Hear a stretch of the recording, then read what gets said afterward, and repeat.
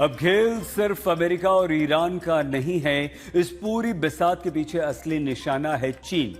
Trump ने Hormuz की घेराबंदी करके चीन की एनर्जी लाइफलाइन पर हाथ डाल दिया है। ईरान का तेल रुकने का मतलब है चीन की अर्थव्यवस्था का सीधे सीधे ब्लैकआउट। अमेरिका का आरोप है कि चीन ईरान को मैन पैड्स और advanced air defence system supply कर रहा है। अगर ये हथियार अमेरिकी विमानों या ड्रोन्स को गिराते हैं तो क्या होगा? चीन के लिए ईरानी तेल बंद होना अपनी अर्थव्यवस्था पर हमला है। 80% से ज्यादा ईरानी तेल चीन जाता है। अब चीन क्या करेगा? अपनी नौसेना को हॉर्मुज भेजेगा या ईरान को और ज्यादा हथियार देगा? चीन का ये विनाशकारी खेल अगर शुरू हुआ तो अमेरिका और चीन के बीच सीधा टकराव तय है। Well, if China does that, China's going to have big problems, okay? Trump ने चीन को नसीहत भी दी है कि वेनेजुएला से तेल खरीद लो, लेकिन फेयर प्राइस पर। याद है, वेनेजुएला पर अमेरिका ने ऑपरेशन किया, मादुरो को कंट्रोल किया और अब तेल की कीमतें खुद तय कर रहा है। ट्रंप का संदेश साफ है, या तो अमेरिका की शर्तों पर तेल खरीदो या अपनी इकोनॉमी को अंधेरे में डूबता देखो। चीन के लिए ये एनर्जी ब्लैकमेल युद्ध का सबसे बड़ा निमंत्रण है। ऊपर से ट्रंप का चीन दौरा भी टल गया। ट्रंप किसी भी टकराव के लिए पूरी तरह तैयार हैं। अपने सोशल मीडिया पोस्ट में ट्रंप ने लिखा, लोडेड एंड ब्लॉक। ऐसे में सवाल ये है कि अगर चीन ने जवाब दिया तो क्या तेल के लिए महायुद्ध छिड़ सकता है? इस्लामाबाद में अमेरिका ईरान की शांति वार्ता के टूटते ही जैसे ट्रंप और उनका प्रशासन आक्रामक हो गया है।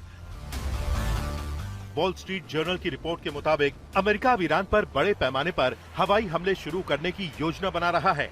इस बीच सोशल मीडिया पर अमेरिकी एयरफोर्स के C-17 ग्लोब मास्टर विमानों की लैंडिंग के विजुअल्स ने पूरी दुनिया में हड़कंप मचा दिया है। ये भारी भरकम विमान सिर्फ सैनिक नहीं, बल्कि वो घातक गोला बारूद और लॉजिस्टिक्स ले जा रहे हैं, जो ईरान के खिलाफ एक बड़े पैमाने की बमबारी का इशारा कर रहे हैं। और इसी के साथ अमेरिका ने हॉर्मुज की नाकेबंदी भी शुरू कर दी है। आपको बता दें कि अगर अमेरिका और ईरान के इस नए घमासान में हॉर्मुज फिर से बंद हुआ तो इसका असर सिर्फ एशिया और यूरोप पर ही नहीं पड़ेगा, बल्कि पूरी दुनिया में तेल के दाम बेहिसाब हो जाएंगे। हॉर्मुज स्ट्रेट दुनिया के सबसे अहम समुद्री तेल मार्गों में से एक है। दुनिया के लगभग 20% तेल और LNG का परिवहन इसी जल मार्ग से होता है। भारत अपनी खपत का लगभग 90% पेट्रोलियम पदार्थ आयात करता है और इसमें भी एक बड़ा हिस्सा हॉर्मुज स्ट्रेट से होकर गुजरता है।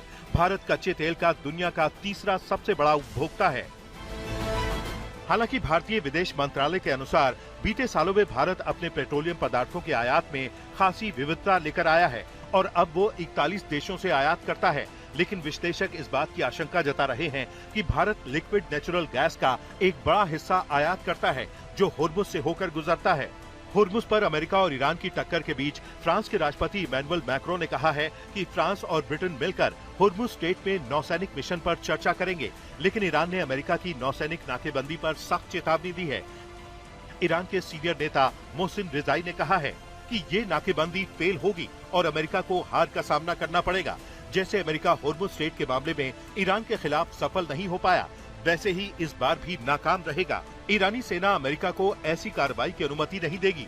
ईरान के पास जवाब देने के लिए कई अनछुए विकल्प मौजूद हैं, जिनका अभी तक इस्तेमाल नहीं किया गया है। ईरान ऐसा देश नहीं है जिसे ट्वीट और काल्पनिक योजनाओं के जरिए घेरा जा सके। ऐसे में सवाल ये भी है कि हॉर्मुज पर नाकेबंदी करके अमेरिका भले ही ईरान को मजबूर कर सके या ना कर सके, लेकिन अपने दोस्त मुल्कों से लेकर यूरोप तक और एशिया में चीन से लेकर भारत तक को परेशान जरूर करेगा।